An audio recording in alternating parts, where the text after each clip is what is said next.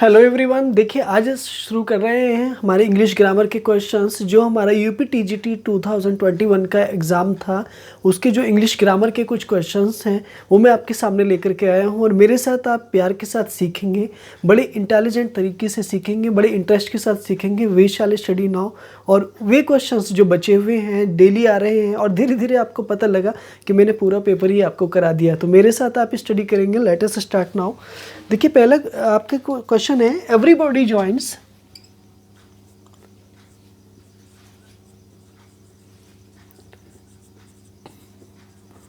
everybody joins everybody joins hands and dances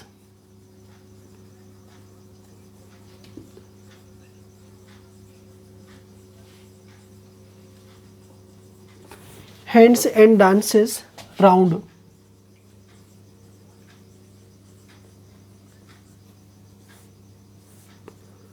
तो मेरा जो ये अंडरलाइन वर्ड है ना, मुझे इसको बताना है कि ये कौन सा पार्ट्स ऑफ स्पीच है। नंबर 1 नाउन और नंबर 2 आपका adverb. Okay, next question number आपका सेकंड। एक है टर्म, एक तरह से कॉर्प डीम।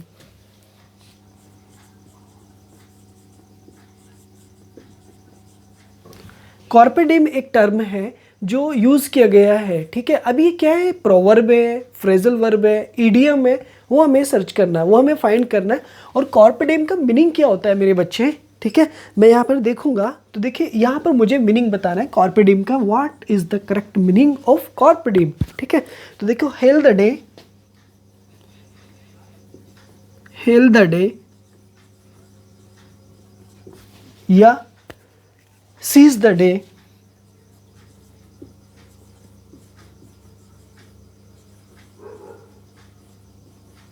तो इन दोनों में से एक तो मीनिंग डेफिनेटली होगा, तो प्लीज अब ट्राई करें और अपना बेस्ट दें।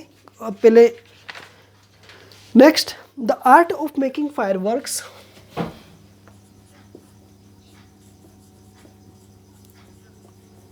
The arts of making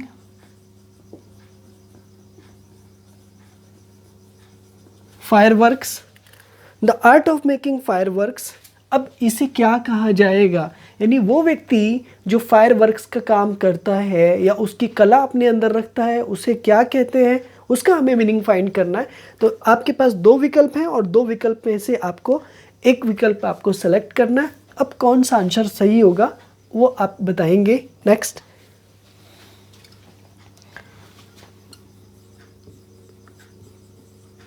pyro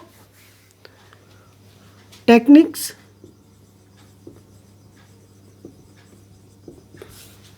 या fire ओमेटिक्स।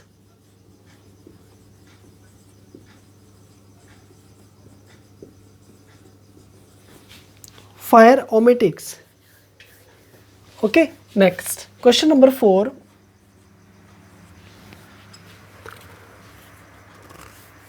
Question number 4, one must grab advantage of one must grab advantage of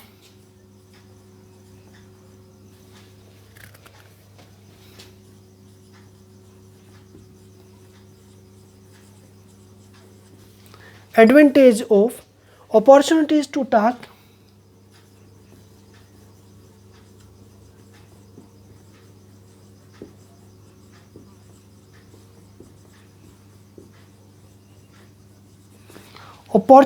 to talk with native speakers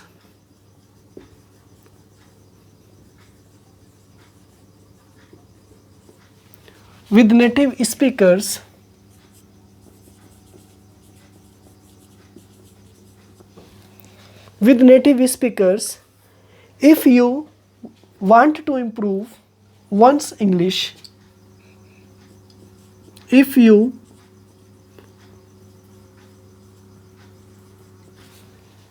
you want to improve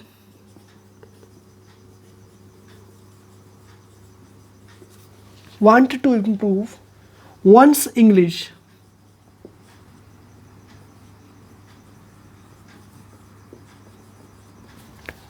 once English. तो देखो मुझे इस पूरे सेंटेंस में कहाँ पर मिस्टेक है, किस पार्ट में मिस्टेक है, उस पार्ट को फाइंड करना है।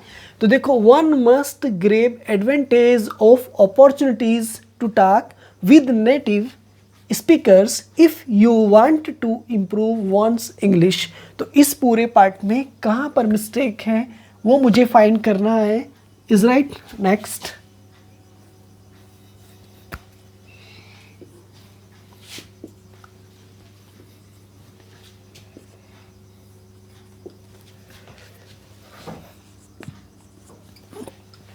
नेक्स्ट, तो इस में सेंटेंसेस में मिस्टेक फाइंड करना है। Let us start. Murder of a brother, murder of one's brother,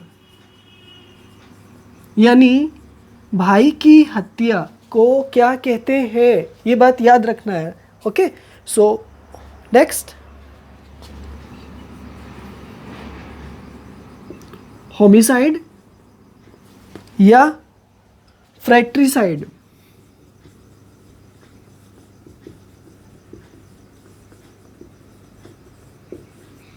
फ्रैट्रिसाइड यानी होमिसाइड या फ्रैट्रिसाइड, इन दोनों में से किसको क्या बोलते हैं। नेक्स्ट, क्वेश्चन नंबर 6 आपका,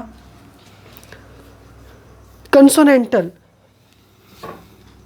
find the correct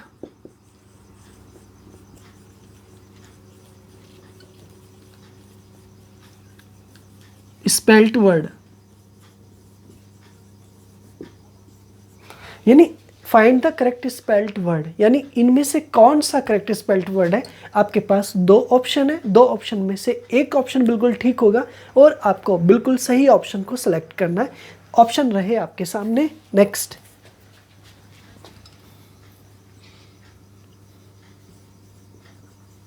कंसोनेंटल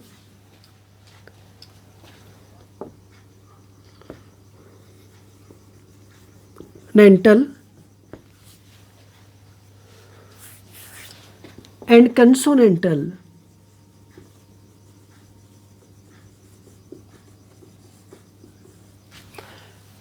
consonantal, okay. तो next, question number 7। Question number 7, we divided the property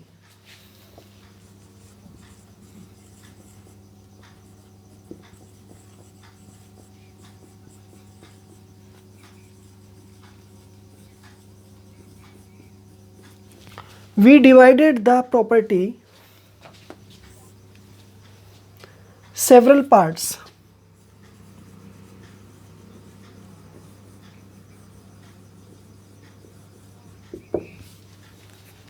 several parts, okay. तो ऑप्शन ए यहां पर इनटू या विद, इनटू या with, okay. Question number 8, I have not seen him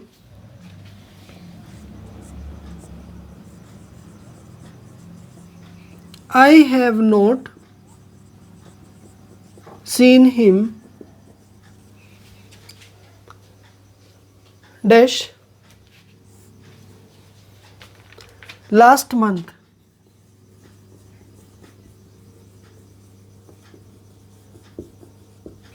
last month, okay. I have not seen him last month.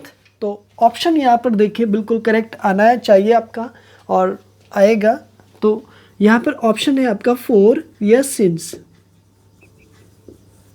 4 या since में से एक option देना है और जो आपका आंसर होगा वो आप यहाँ पर फिल करेंगे। Next, question number 9, your behaviour does not admit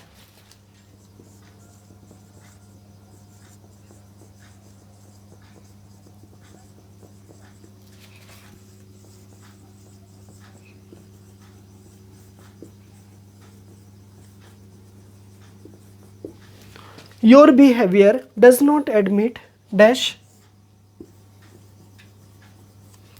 any excuses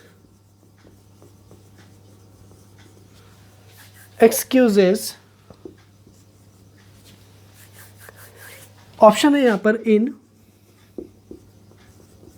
या ऑफ। नेक्स्ट लास्ट क्वेश्चन है आपका 10।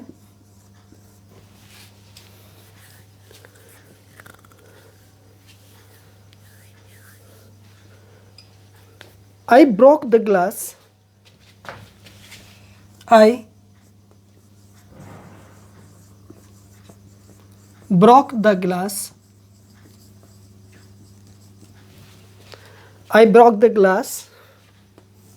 Accident.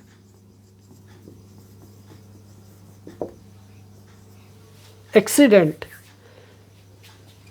At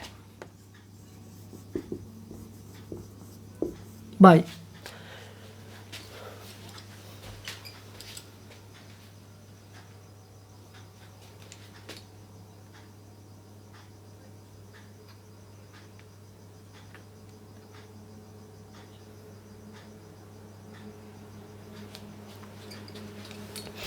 Let us start now, dear students.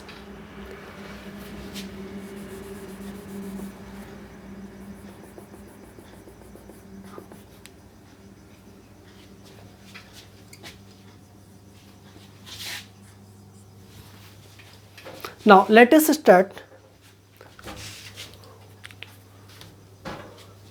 देखो, everybody joins hands and dances round. मेरे साथ आप पढ़ेंगे, ठीक है, मेरे साथ स्टडी करेंगे। नाउ देखो, पहले सेंटेंस में मुझे बताना कि ये नाउन है या एडवर्ब है। इन दोनों विकल्प में से ओनली वन विकल्प होगा। मेरे साथ आप टीचिंग करेंगे, मेरे साथ स्टडी करेंगे। देखो, everybody joins hands and dances round, तो यहाँ पर नाउन है या एडवर्ब है। तो देखो बच्चों, ये जो वर्ड है ये एक तरह से एडवर्ब है, ठीक है, ये वर्ड हुआ आपका एडवर्ब। ओके, क्यों एडवर्ब क्यों है? क्योंकि ये नाउन के बाद आ रहा है, इज राइट ना। और बाद में आने वाला जो वर्ड होगा वो एक तरह से क्या होगा, या तो एडवर्ब होगा या फिर कंप्लीमेंट होगा या फिर वो अदर वर्ड्स होंगे। ओके, तो सब्जेक्ट कौन हुआ यहाँ पर आपका? एवरीबॉडी हुआ। जॉइंस क्या हुआ आपका? वर्ब हुआ। और ऑब्जेक्ट क्या हुआ आपका? हैंड्स हुआ। तो एक सेंटेंस में दो पार्ट बने, नंबर 1 सब्जेक्ट, नंबर 2 वर्ब और नंबर 3 ऑब्जेक्ट। अब यहाँ पर देखो भाई, रुकिए 1 मिनट, यहाँ देखिए, देखो एंड से 2 नाउन जुड़ रहे हैं। नंबर 1 हैंड्स और उसके बाद डांसेस। अब हैंड्स 2 है ना, एक अगर होता तो क्या होता? हैंड होता ओनली। 2 है तो हैंड्स है। अब डांस है तो नाचना, तो डांसेस नाचते हैं, तो डांस एक हाथ से डांस, बट दोनों से डांस हो गया। तो यहाँ पर क्या हो गया, जब हैंड्स आपके प्लूरल हैं तो आगे वाला भी प्लूरल आएगा, इट इज़ श्योर। ओके, ये अगर प्लूरल है तो ये भी प्लूरल आएगा। ओके, तो यहाँ एंड से जुड़ने वाली 2 नाउन होंगे, तो नाउन के बाद आने वाला वर्ड क्या होगा? एक एडवर्ब होगा। ओके, एडजेक्टिव ना एडजेक्टिव नहीं होगा, एडजेक्टिव तो नाउन से पहले होगा। ओके, ठीक है, तो यहाँ पर ऑप्शन हुआ आपका एडवर्ब। और नाउन कौन हुआ? डांस और hands. Okay, next, carpe diem held the day and seize the day. देखिए कॉर्प डीम का मीनिंग क्या है सर जी? कॉर्प डीम का मीनिंग होता है एक तरह से किसी चीज़ को रोक देना, स्टॉप करना, जब्त करना, गाड़ी को सीज कर देना, इंजन सीज हो जाना, पेन का काम न करना, बॉडी का काम न करना, सीज हो जाना कोई भी चीज़, एटसेट्रा। तो seize the day is the right option होगा आपका, और यही इसका आंसर होगा कॉर्प डीम का। ओके, राइट ना। Okay, the arts of making fireworks का मतलब एक ऐसी कला जो फायरवर्क्स का काम करती है, यानी कि आग से रिलेटेड काम करती है। तो डेफिनेटली आपका आंसर जा रहा होगा फायरोमेट्स पर जा रहा होगा, लेकिन नहीं, आपको रुकना है यहाँ पे, ये वाला मीनिंग नहीं है आपका मीनिंग कौन सा है? पायरोटेक्निक्स, ये मीनिंग आपका होगा, राइट ना। और ये आपके माइंड में चल रहा था? नहीं, ये चल रहा था, बट आपका मीनिंग होगा पायरोटेक्निक्स का मीनिंग होता है वो काम जो आग से रिलेटेड यानी फायर से रिलेटेड किया जाता है। और इसकी स्पेलिंग भी आपको बड़े ध्यान से याद रखनी है मेरे भाई। क्यों? क्योंकि ये एग्जाम में पूछी जाती है और स्पेलिंग मिस्टेक्स में आती है, तो एक तीर से दो शिकार आपको करने हैं। Okay, next, one must grab advantage of opportunities. Okay, तो देखो वन क्या हुआ, एक प्रोनाउन है और एक इंडेफिनिट प्रोनाउन है। ओके, समझ रहे हो ना।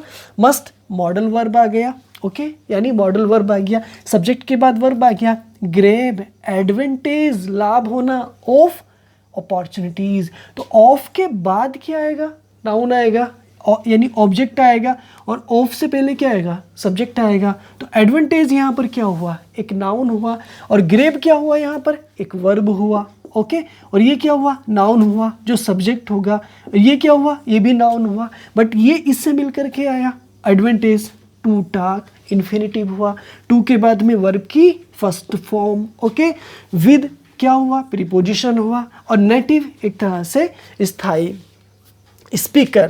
स्पीकर्स मीन्स क्या, नाउन, तो ये क्या बना एक तरह से एडजेक्टिव, और ये क्या बना है आपका नाउन, कैसा, प्लूरल। इफ कंजक्शन, इफ क्या बना, कंजक्शन, और यू सब्जेक्ट है।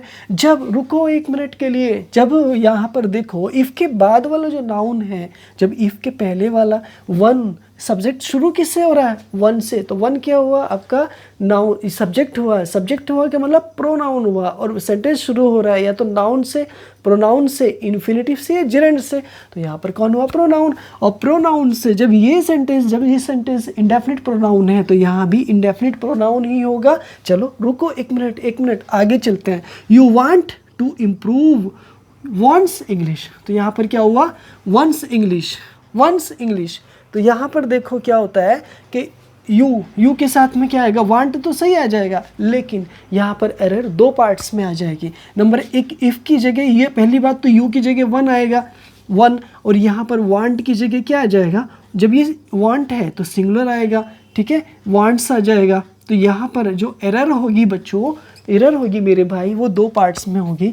वन के बाद वांट्स होगा, अगर ये सर्कल यहाँ पर ना लग करके यहाँ पर लगा होता तो ऑप्शन आपका कौन सा, सी में मिस्टेक हो जाती, राइट। ओके, ठीक है, मेरी वीडियो को लाइक करते रहो, शेयर करते रहो दोस्तों में, ठीक है, और अगर नए हैं तो सब्सक्राइब भी बनता है। Next, murder of one's brother, अपने भाई की हत्या करना, किसी की हत्या करना, यानी ब्रदर की हत्या करना, सिस्टर की हत्या करना, मदर की हत्या करना, फादर की हत्या करना, राजा की हत्या करना, ठीक है। तो इन सब के लिए एक वर्ड यूज़ किया जाता है, जैसे ब्रदर आया तो ब्रदर के लिए अलग होगा। तो फ्रैट्रिसाइड, क्या यही बन रहा था ना दिमाग में, ओके, यही आपका आंसर है। तो फ्रैट्रिसाइड का मतलब, ठीक है, फ्रैट्रिसाइड, तो फ्रैट्रिसाइड है ना, तो फ्रैट्रिसाइड, तो फ्रैट्रिसाइड का मीनिंग क्या होता है, भाई की हत्या। होमिसाइड का मीनिंग क्या होता है, एक तरह से मानव की हत्या। ओके, तो राइट ऑप्शन होगा आपका फ्रैट्रिसाइड। और साइड का मीनिंग क्या होता है, हत्या होता है। ये वाला साइड मत समझ लेना मेरे भाई, ये साइड मतलब दिशा होती है। ओके, समझ आ रहा होगा। Find the correct spelled word, इनमें से करेक्ट स्पेल्ड को फाइंड करना है। देखो कंसोनेंटल, एक मिनट, कंसोनेंट से बना है। कंसोनेंट का मीनिंग आपने देखा होगा, वॉवेल एंड कंसोनेंट से जोड़ दो इसको, ठीक है। तो कंसोनेंट यहाँ पे ले लो, ओके, CONSONANT, ओके, AL लगा दो यहाँ पर, ठीक है। तो राइट ऑप्शन बना आपका ये वाला, ना कि ये वाला। ओके, तो कंसोनेंट, ओके, ये वाला आपका राइट ऑप्शन बनेगा। We divided the property several parts, ठीक है। ओके, अब यहाँ पर सेवरल पार्ट्स दे रखा है तो विद में आएगा, नहीं, आपको रुकना है, इनटू में आएगा। क्यों? क्योंकि यहाँ पर सेवरल पार्ट्स दे रखे हैं, और सेवरल पार्ट्स अगर ना दिए गए होते तो क्या आता, फिर डिवाइड बिटवीन आ जाता, बिटवीन और अमंग आ जाता। लेकिन जब कभी बिटवीन और अमंग ना दिया गया हो तो वहाँ पर आपको आंसर इनटू में देना होगा, और इनटू में, तो यहाँ आपका आंसर क्या हो जाएगा, इनटू। यही आपका राइट ऑप्शन होगा, याद रखें। आई have not seen him, next question है आपका, आई have not seen him last month. Very simple है, कोई दिक्कत नहीं है। देखो लास्ट आ रहा है तो लास्ट डेफिनेट टाइम को रेफ़र करता है, तो यहाँ पर जो सिंस है वो डेफिनेट टाइम को रेफ़र करेगा। और अगर यहाँ पर इनडेफिनेट टाइम होता तो आप फॉर का यूज़ करते। दोनों का मीनिंग क्या होता है? से होता है। सिंस का मीनिंग भी से और फॉर का मीनिंग भी से, तो दोनों में फ़र्क ये होता है कि एक सिंस निश्चित समय के लिए और फॉर अनिश्चित समय के लिए। तो यहाँ पर जो आने वाला वर्ड होगा वो सिंस हो जाएगा। ओके, यही आपका राइट ऑप्शन होगा डियर स्टूडेंट्स। तो मेरे साथ अगला अभी सेंटेंस एक और बचा है, उसे भी पढ़ते रहिए। Your behaviour does not admit dash any excuse, यानी योर क्या हुआ? एक एडजेक्टिव। बिहेवियर क्या हुआ? नाउन, एक noun. Helping verb present indefinite. Negative sentence बनेगा नोट बाद में आएगा, क्यों? क्योंकि ये एक एडवर्ब है। एडमिट एक मेन वर्ब है और डज नॉट अपने साथ वर्ब की फर्स्ट फॉर्म लेगा। क्लियर हो गया? नेक्स्ट, एडमिट के बाद अब सर इन आएगा या ऑफ आएगा? आपके हाथ है बॉल, ठीक है, तो यहाँ पर मैं कहूँगा ऑफ आएगा। हाँ, यही चल रहा था ना आपके माइंड में, वेरी गुड। तो एनी, एनी क्यों आ रहा है? क्यों आ रहा है बताओ? क्योंकि यहाँ पे नोट आ रहा है। नेगेटिव सेंटेंस में आप एनी का यूज़ करेंगे। एक्सक्यूजेज, एक बहानेबाजी करना, माफ़ी तलाबी करना, इज राइट ना? एक्सक्यूजेज करना, जब हमसे कोई काम नहीं होता है तो हम एक्सक्यूजेज बहुत सारे करते हैं, बहानेबाजी करते हैं, ठीक है। तो यहाँ पर ऑफ आ जाएगा। एडमिट के बाद of preposition is right answer होगा। एक सेंटेंस और बचा है और आप उसे मेरे साथ पढ़ेंगे। Next, I broke the glass accident. Okay, तो यहाँ पर ऑप्शन बनेगा एट या bye.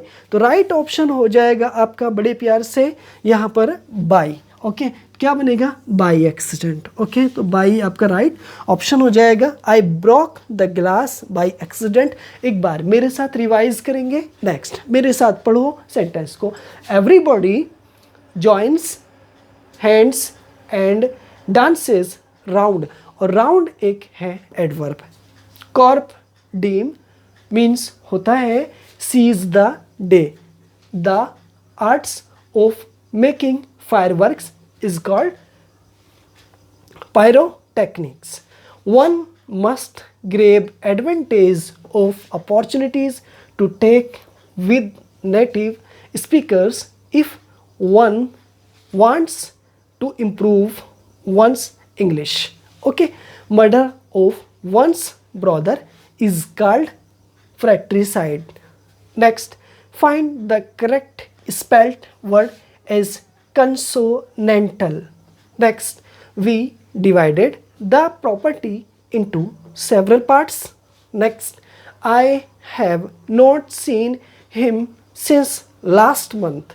Next, your behavior does not admit of any excuses and I broke the glass by accident.